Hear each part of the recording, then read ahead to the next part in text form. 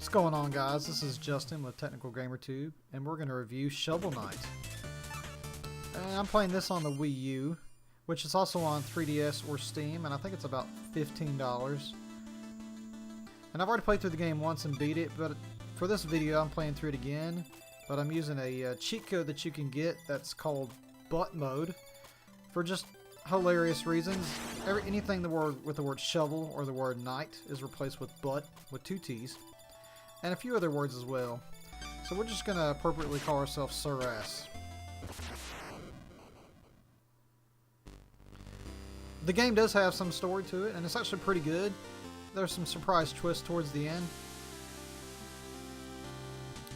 But I just wanted to show you this intro just to kind of show off the cheat code. Of all heroes, none shone broader than Butt Butt and Shield Butt. So it's just a funny cheat code. Doesn't really help you anyway gameplay wise, but the travels together ended at the Tower of Fate when a cursed amulet wrought a terrible butt. When Butt Butt awoke, the tower was sealed and Shield Butt was gone. Poor Shovel Butt. His spirit broken and grieving Butt Butt went into a life of solitude. And some more stuff happened, but we're going to jump straight into some gameplay. Yeah. Time to do some shoveling. Oh, look, a pile of stuff. Let's shovel it up for some treasure. Awesome.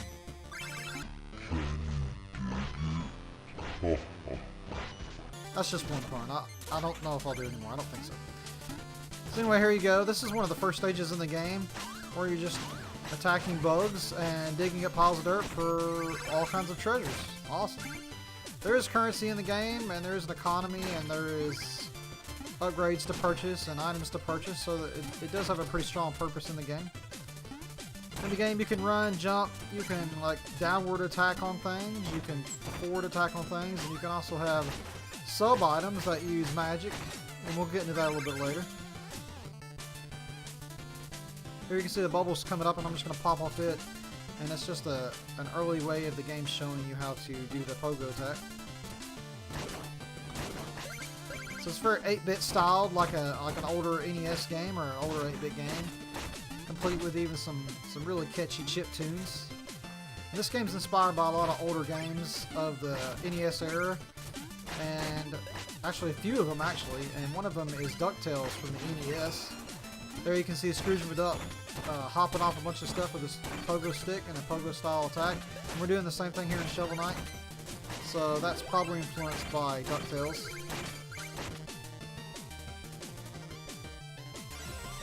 And there's checkpoints in the game, which you don't have to use the checkpoints most of the time, and we'll get into that in here in a little bit. But they are a welcome addition. And here is some meat hidden in the wall. That's sanitary. Which that's a nod to the Castlevania series from the NES era and several other Castlevania games where there's just meat in the wall. There are other NPCs in the game, in towns, but he won't let me in the town. But oh wait, it's just a butt. He'll let me in the town. I just have a butt or shovel. So you can talk to some of the NPCs in the town, and some of them actually have some pretty useful information. You can fish in sparkly spots to collect bags, or I'm sorry, you can use your fishing pole to collect your fallen bags.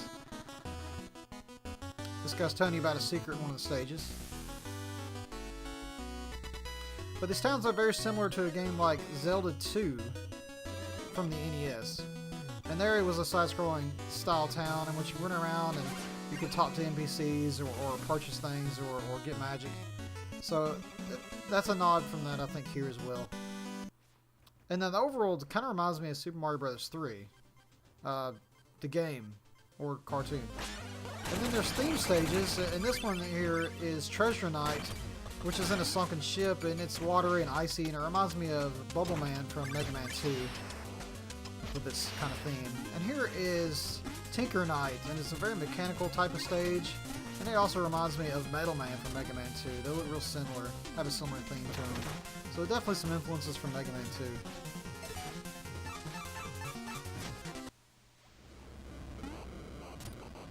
So this game has kind of an interesting history. It's definitely an indie title. and it's actually one of the successful indie titles from Kickstarter, where they more than met their goals required. I think they needed at least 75,000. They ended up getting over 300,000. So they did stretch goals, and a few of those were adding multiplayer to the game, where you can play against each other with using the boss knights. Now, they haven't added that yet. They're supposed to add that in a future patch update, and they said that they had planned to do that the whole time. But they did meet all the stretch goals. So the core game is there, along with like a music player and a new game plus and a feats feature where you have like achievements, essentially kind of like trophies, but built into the game. And the game was designed very much off the NES style hardware and games, with a few exceptions. They added parallax scrolling support, they added a few extra colors. The game, of course, is much bigger than an NES game would be. It's somewhere around 200 megabytes. But other than that, it sticks pretty close to NES style game, except without some of the hardware limitations like sprite flickering or memory limitations. And a few extra sound channels, I believe, as well. So like a modified type of NES game, I suppose. So is the game any good? Well, yeah, I think it is. I actually think it's about damn perfect. The controls are very tight. You can control how you jump. You can jump very short and brief, or you can jump long. You can control in mid-jump how you want to move your character. Between attacking downward or left or right, you can also use your sub-items to attack in many different ways.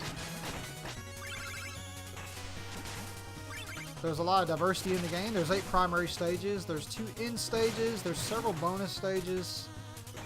And, of course, there's several ways of upgrading the game, or upgrading your character, rather, through your weapon or through your armor.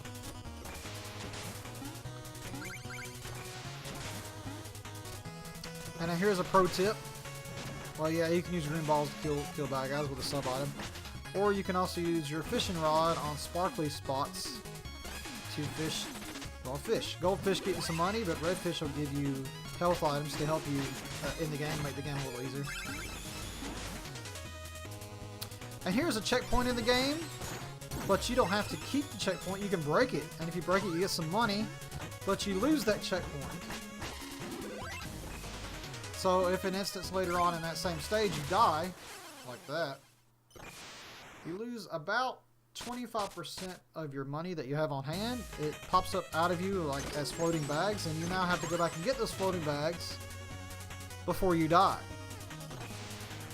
As long as you get them before you die again, you won't lose your money, and that's very Dark Souls-like.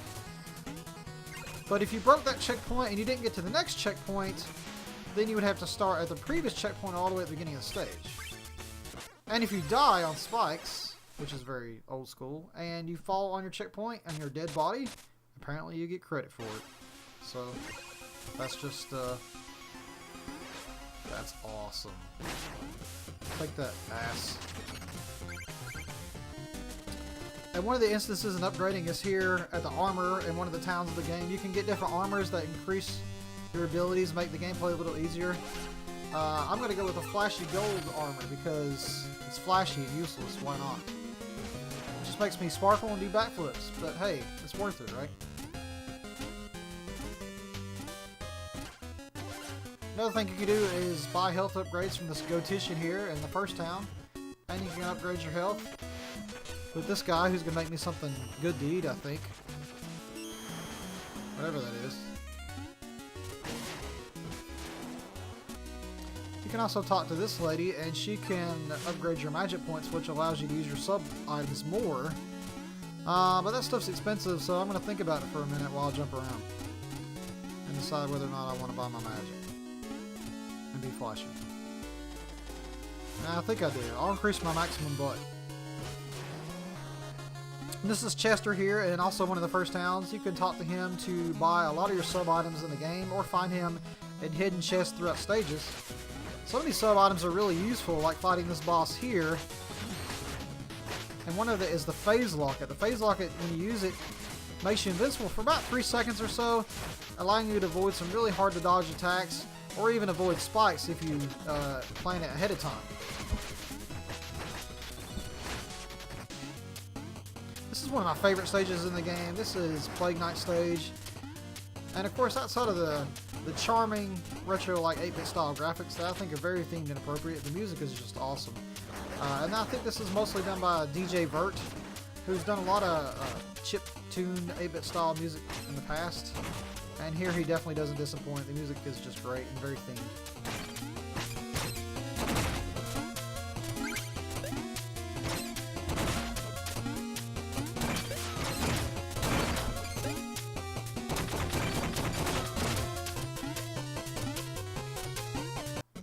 Another stage is Mole Knight stage. Again, very themed to him and being underground and fiery and lava. And music here again just awesome. Very, very appropriate. Very catchy, rather.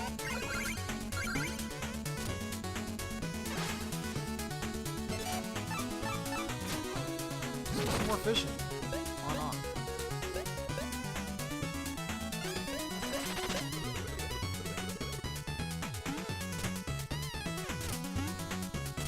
And here is one of the bosses in the game. This is King Knight, from one of the first stages. And he's fairly easy, but they're all diverse, and they each have their own moveset.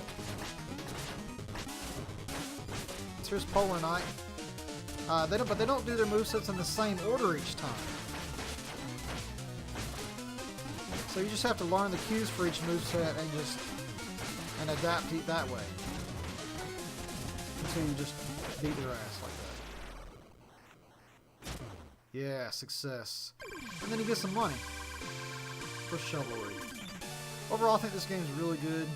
It does exactly what the developers intended to do with the game. It gives you exactly what you expect to get when you buy the game after seeing some of the information about it. If there's anything I got to gripe about it, it's that by default, confirm is the B button. Not sure why that is. That's weird. And the game is definitely challenging. So there'll be parts where you'll be dying a lot and you'll have to try again and again. But those checkpoints are pretty generous. This has been Justin with Technical Gamer, and I think this game is pretty good. You should go buy it if you haven't yet. It's definitely worth a buy.